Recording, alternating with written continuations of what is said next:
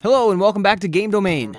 As you fans know, our Top Seller series has been one of the channel's most popular reoccurring series, and every single new episode seems to get a ton of praise from you guys.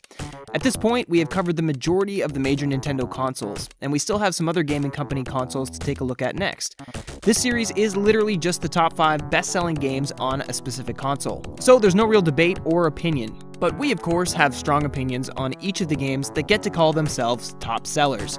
We wanted to switch things up for this episode, and figured we would collab with our good friend Tooter from his channel, TooterP. How you doing, Tooter? I'm doing great, bro. Thanks so much for having me. So, Tooter, we really don't know all that much about the Atari 2600 over here at Game Domain, as we focus more on Nintendo consoles and a little bit of Xbox and PlayStation. So we figured we would bring you along because you certainly know more about these games than us, right? Yeah, that's for sure. I really love the Atari 2600, and I'm really happy to come on board with you guys to collab on this edition of Top Sellers. I reached out to Jason about it a few weeks ago, and it's nice to finally be able to do this video with you guys. Now, Tooter, before we get into the actual video, why don't you tell our viewers where they can find you? Yeah, alright. You guys can find me over at my YouTube channel, TooterP. I make some gaming content, some funny stuff, some anime stuff. Please come check it out. I really would enjoy to have you over there, and it would be great to have you as a part of my community. Awesome. Alright, let's get into the games that just missed being on the top sellers list. Honorable mentions.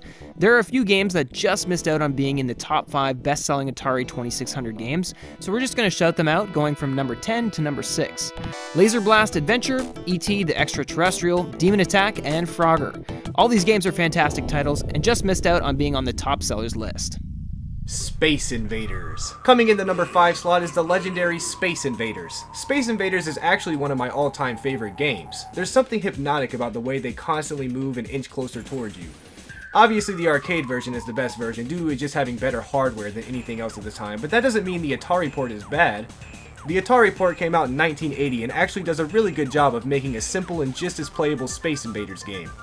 Obviously the graphics and the sounds aren't as high quality as the superior arcade editions, but the Atari game is still really fun to play in my opinion. Space Invaders sold 2 million copies and is easily one of the most recognizable names in Atari gaming, finding itself as the Atari 2600's 5th top seller. Number 4, Missile Command. The number 4 slot is going to Missile Command. Missile Command is another classic that anyone with an Atari knows a lot about.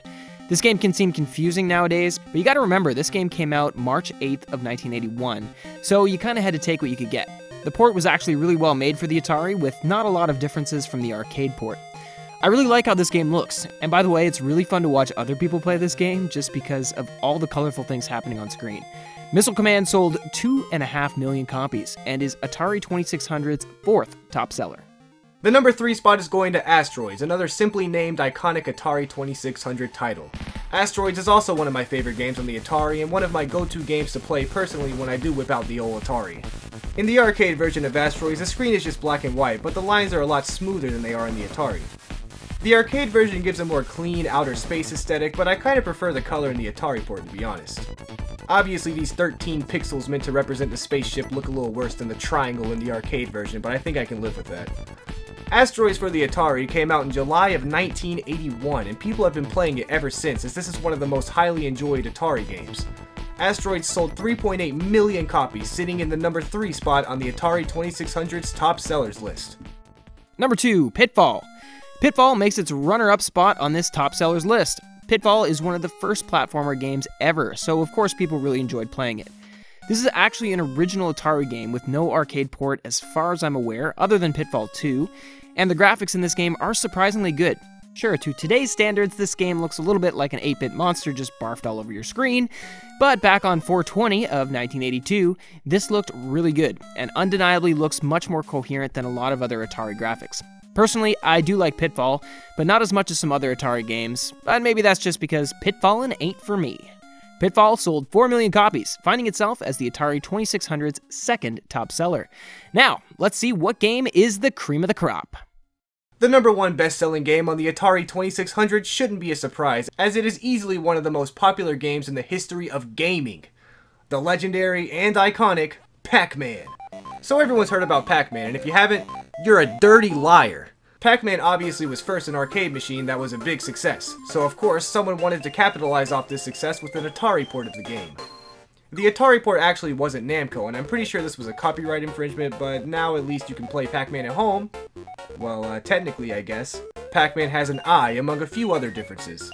For one, other than the obviously better looking stage design and aesthetic in the arcade version, the Atari version has pretty much watered down every aspect of Pac-Man to make it worse.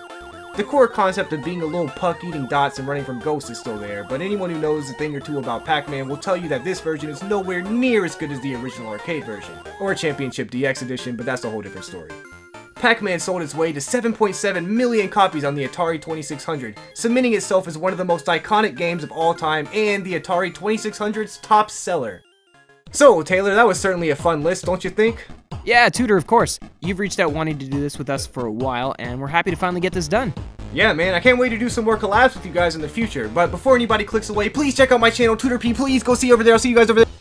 Alright, Tutor, safe trip back over to your channel. Thanks for watching today's video. Tell us what you thought of today's video in the comment section below. Don't forget to click subscribe and leave a like on today's video, as well as check out some of our other recent uploads. Make sure you also check out the links in the description, as there you'll find a link to our Patreon and to join our Discord. Join our Discord to connect with our staff here at the channel, as well as participate in the great Domain Legion content we have going on there. Our Discord is open to all gaming fans, as we now have over 500 plus fans of the channel and gamers talking about what we love to do every single day. So come on and join to participate in this great community. We would once again like to thank you guys for all of your incredible support, and thanks for watching today's video. We'll see you next time.